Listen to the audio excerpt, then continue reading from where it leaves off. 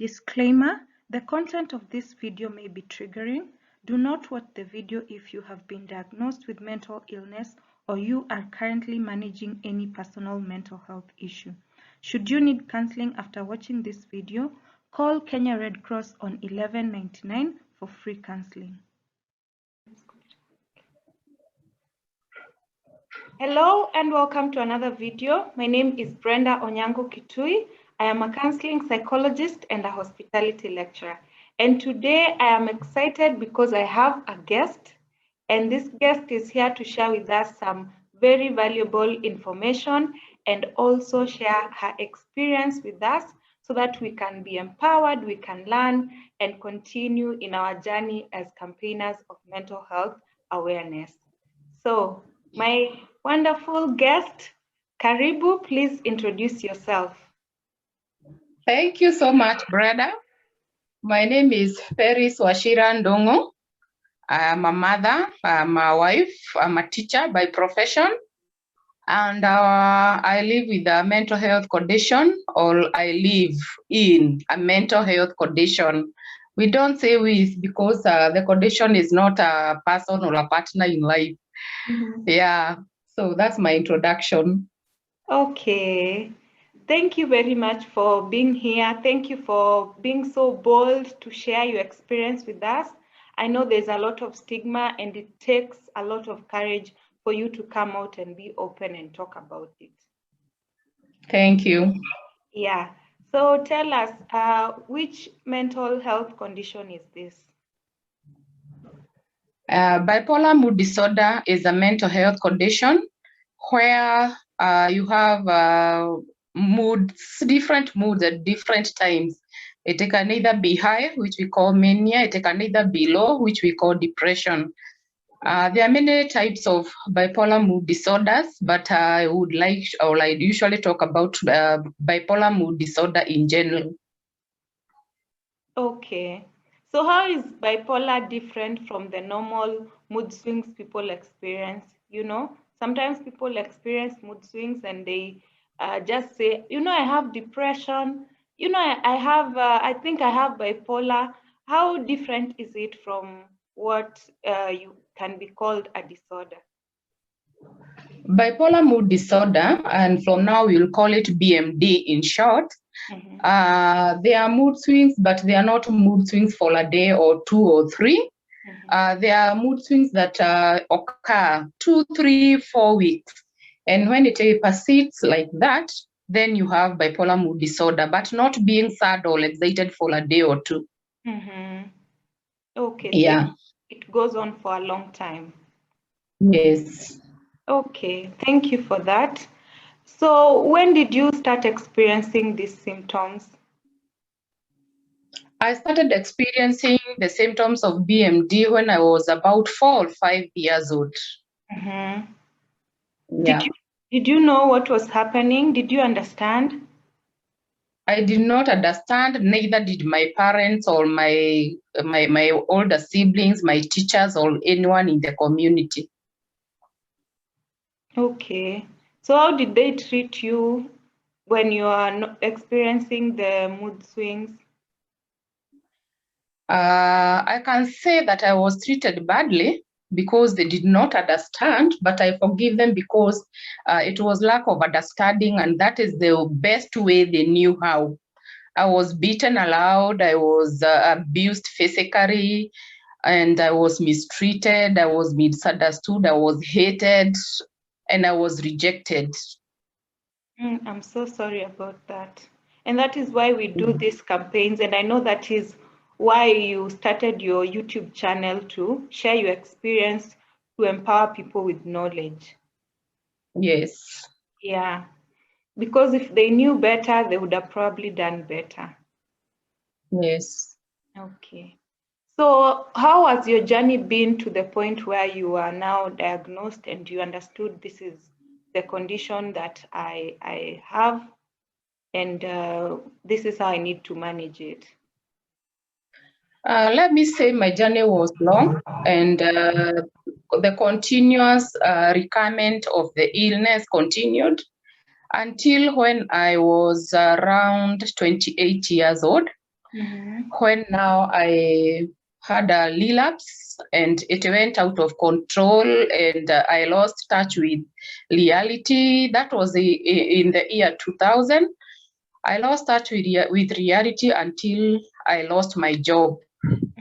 And I was sacked because I was also misunderstood and the employer did not understand. And when I lost my job is when now it went full blown until I lost touch with reality. And that is the first time that I was admitted in Avenue Hospital. I thank God for Dr. Gatele, the rate, may he rest in peace. He's the one who made the diagnosis, and I was admitted in the hospital for about 2 weeks.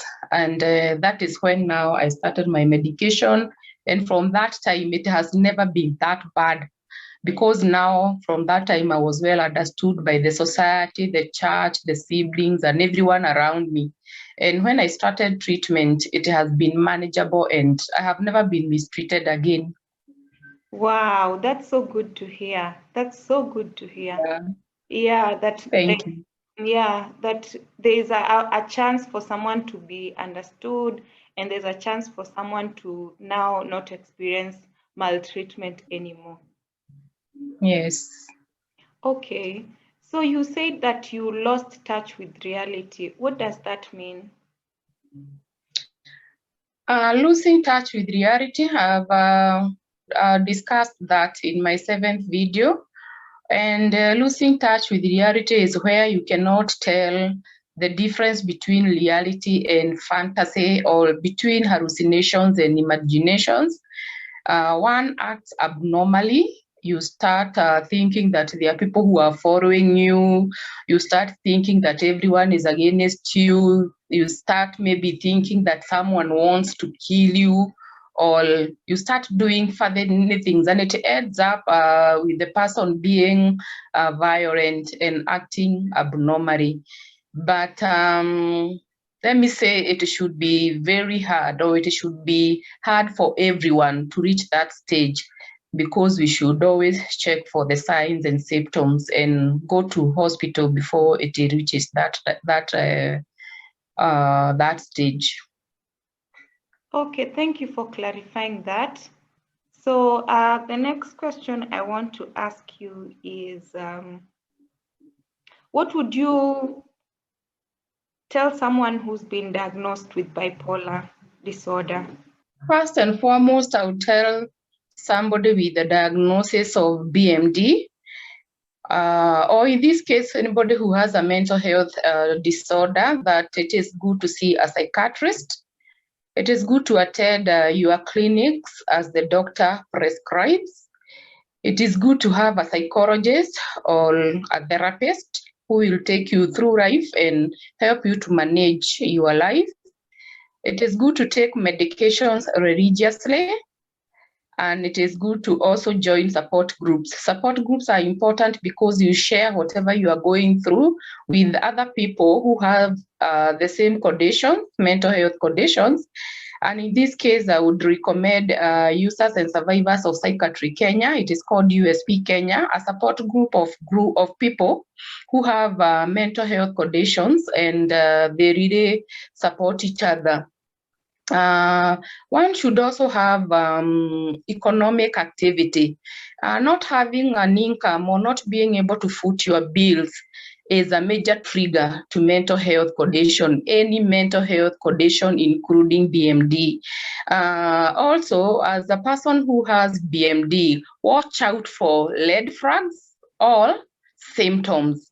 When you see symptoms, immediately see a psychologist or a psychiatrist, or check yourself into a hospital, so that it does not go out of hand, where it reaches a place where you are tied with ropes, or you are handled badly and you feel bad. Yeah, thank you so much. Okay, and I know social support is very important, and that is why you're emphasizing on having a support group. Yeah. Yes. And what about families? How important is family when someone has a mental health condition? And what would you say to families? The family is the most important support when somebody has a mental health condition.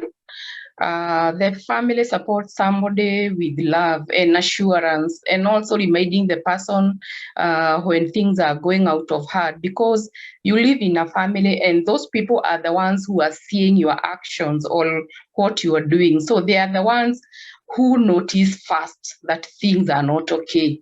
So the family is the most important support because it is the immediate surrounding.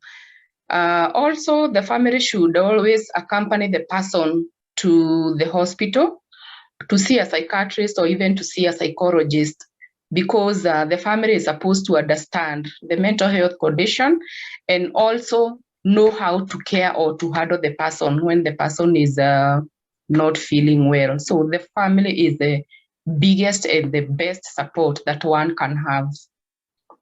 Okay, that's so good to hear. Because if the family does not understand, and I think I mentioned this in another video that I did, it's important that family accompanies the person to the doctor so that they can be explained to some of these things, so that they can understand, so that they can know how to be supportive. Exactly. Okay. And something else I would like to ask you is, what do you think the public should know or understand about mental illness? Yes, this is where it is funny because the public does not understand. Most people don't understand about mental health conditions. I would like to tell the public first that all of us are candidates of mental health disorders at any given point. And so we should not condemn anyone with a mental health condition because anytime, anywhere, it can strike. And then I tell them that people with mental health conditions can live normal and productive lives. Because once you know your condition and you take medication and have therapy, you can live a very successful and productive life. I would also like to tell the public that they should seek help. If you have a mental health condition, do not hide. Seek help because there is help and you can live a normal life. I would also like to tell them that people with mental health conditions should apply for a disability card. A disability card helps you if you are working because you get tax exemption. If you are in school, you get education grants. If you want to import a car, you import it duty free. And we should also have NHIF cover or any other insurance cover because medical conditions that are related with mental, they are very, very expensive. So we should have cover. I would also like to tell the government that they should include mental health conditions treatment in the NHIF because it is very expensive. The government should also train more nurses and psychiatrists and make the training for psychiatrists and psychiatrist nurses a bit affordable, or they should subsidize the price because we have very few psychiatrists in Kenya. The government should also build more hospitals. The major hospital in Kenya is Mathare, so congested, and it becomes dirty and bad at the end of the day because it is the only referral hospital in Kenya. Even many counties, they don't have a mental health hospital. So that is what I would like to tell the public and the government. Okay, thank you so much for that. Thank you. I know I've been to Mathare, that's where I did my practicum, and it's true.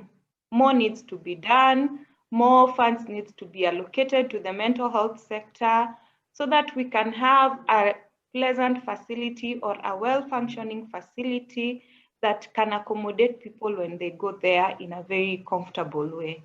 Yeah. Sure. Yeah, a way to reduce congestion, a way to increase the professionals in the field, because mental health is health, you know, mental health is health like any other health that we know about. So you've mentioned that it is very expensive.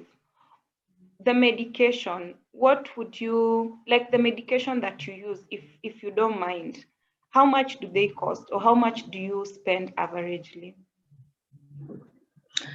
The medication depends on whether I have a relapse or not.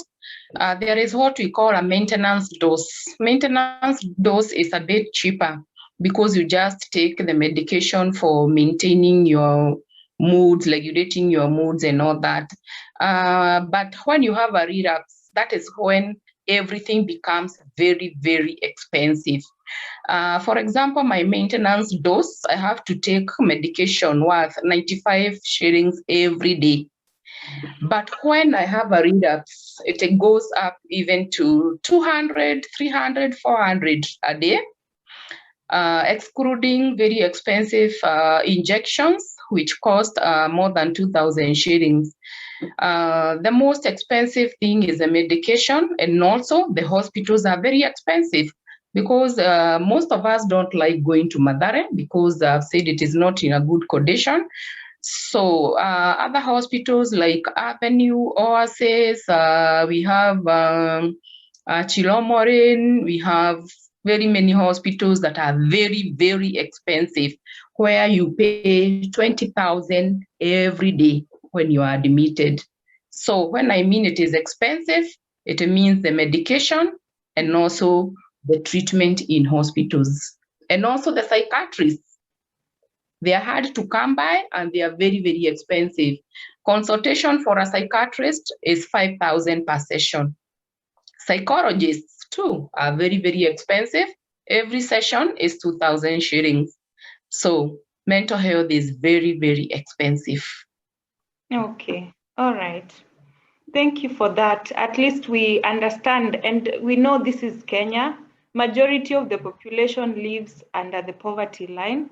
And so if you're, that means someone cannot even afford a tablet a day.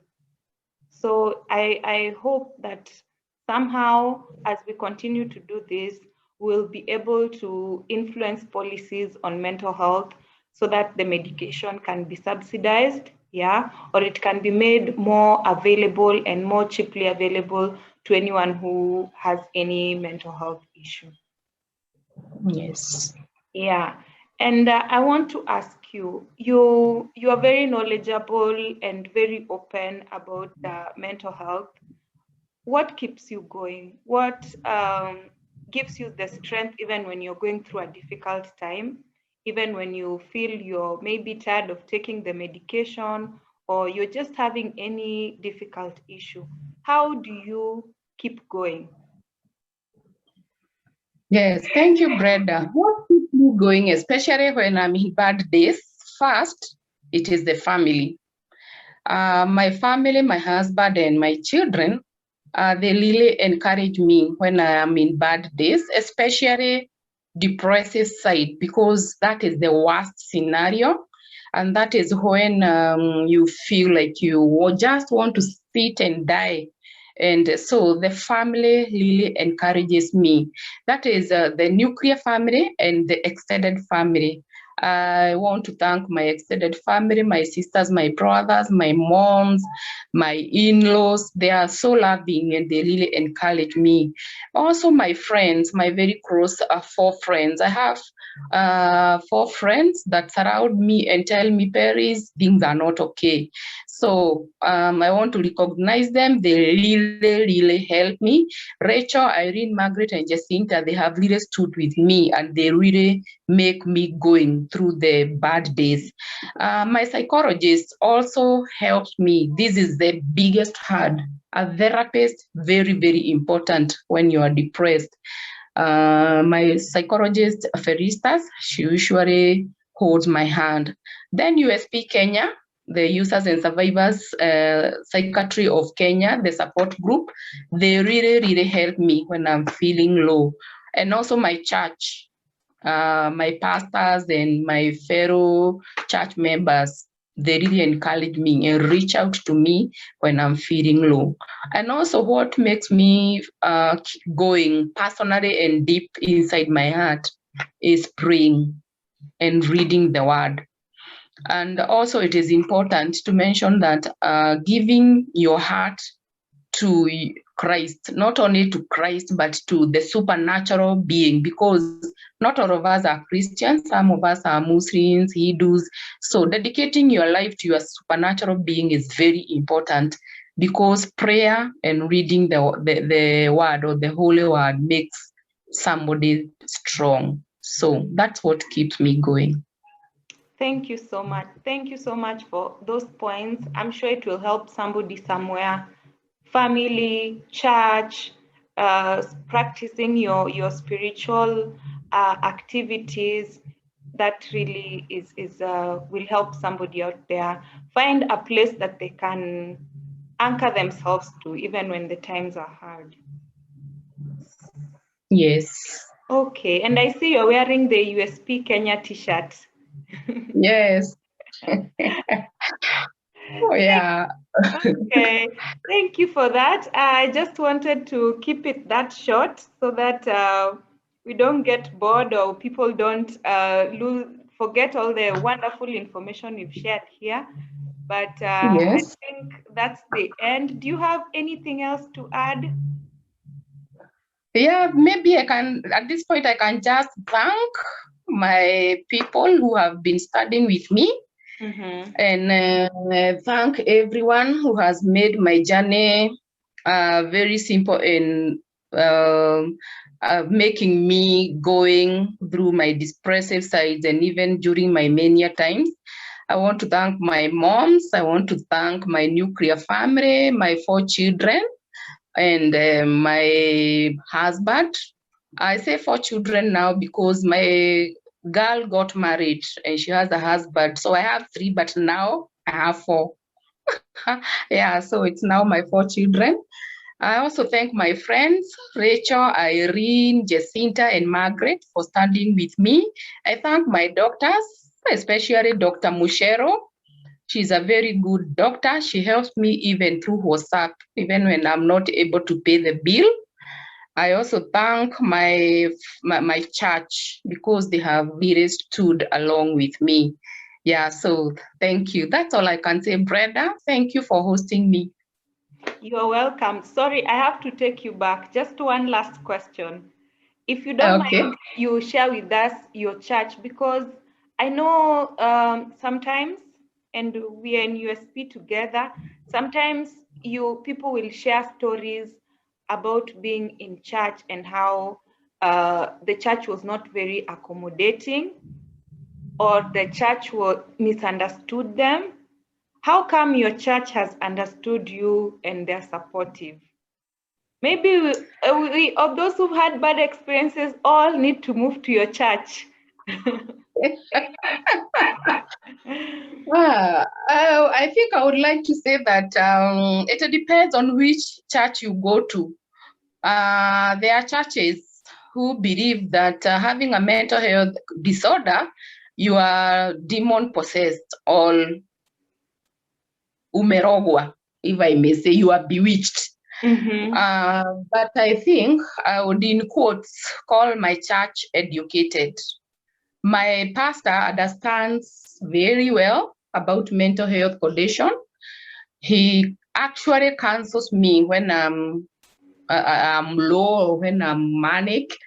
And my church members also, I'll call them in quotes, educated, whatever that may mean to anyone, because all enlightened, because they understand about the condition and they understand that it is not mental, I mean, it is not being demon possessed where you need exorcism, because most churches do exorcism to members. And we hear that every day, especially in the USP Kenya. So the church can be supportive if the leader is enlightened, or if the member are enlightened and, or in quotes, educated. Yeah, so I think that's the whole difference. Okay, thank you. Thank you so much.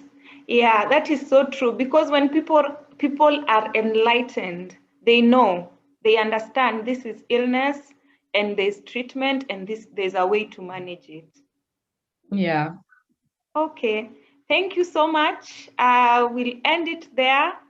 I'm hoping we'll have another session like this so that we can just learn from you, you can educate us, and so that we can continue doing the campaigns on awareness so that the lives of people who've been diagnosed with mental illness can improve, so that people don't have to go through bad experiences and struggle with many things which we can change slowly through education and through empowerment. Sure. Okay, thank you so much. May you be blessed abundantly. I'll end the video here. For the subscribers and my viewers, thank you for watching to the end. Make sure you watch the other videos on this channel. There are videos to educate you on issues of mental health and to help you find a better way to navigate through life. Remember to also share this video on all your social media platforms. Peris, you can tell us your YouTube channel's name. Yes, my YouTube channel is My Journey in Bipolar Mood Disorder, Peris Wachira Ndugu. Please follow me, subscribe, share widely, and like the videos. Thank you so much, Brenda. Thank you. Have a nice afternoon ahead. Okay, thank you. Okay, bye-bye. Bye.